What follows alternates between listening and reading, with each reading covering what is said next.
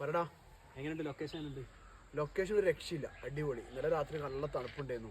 പിന്നെ ടെന്റ് അടിക്കാൻ സേഫാണ്, നല്ല സ്ഥലം, സെറ്റ് ആംബിയൻസ്. രാവിലെ അടിപൊളിയാണ്.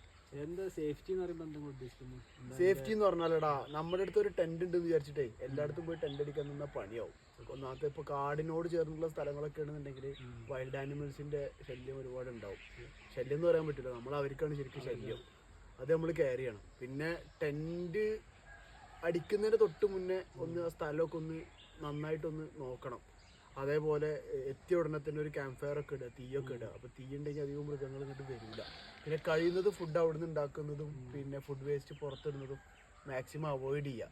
അതേപോലെ കാട്ടിൽ പ്ലാസ്റ്റിക് ഇട്ടിട്ട് പോരുന്ന പരിപാടി നമ്മൾ മാക്സിമം ഒഴിവാക്കുക.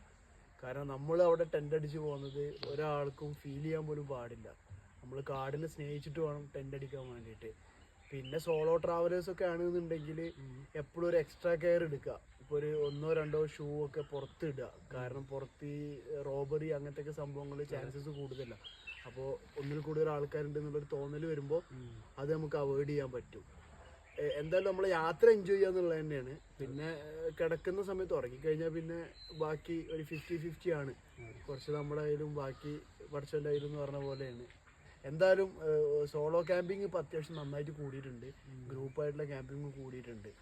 ഇങ്ങനത്തെ കുറച്ച് കാര്യങ്ങൾ ശ്രദ്ധിച്ചാൽ മതി. വലിയ റോക്കറ്റ് സയൻസ് ഒന്നും ഇതിലില്ല. പിന്നെ നല്ലൊരു ടെൻറ്റ് വേണം, നല്ലൊരു സ്ലീപ്പിംഗ് ബാഗ് വേണം, വേണ്ട സെറ്റപ്പുകൾ വേണം. പിന്നെ അത്യാവശ്യം വേണ്ട മെഡിസിനും ഒന്ന് കയ്യിൽ കരുതുക. ഇത്രയേ ഉള്ളൂ ശ്രദ്ധിക്കുന്ന കാര്യങ്ങൾ. ഓക്കെടാ. ഇതെന്താ ഇന്റർവ്യൂ? കള്ള നായി ഞാൻ ലാസ്റ്റ് കൊണ്ടുപോയിട്ട് അത് അവൻ കാലോണ്ട് മറച്ച സാധനം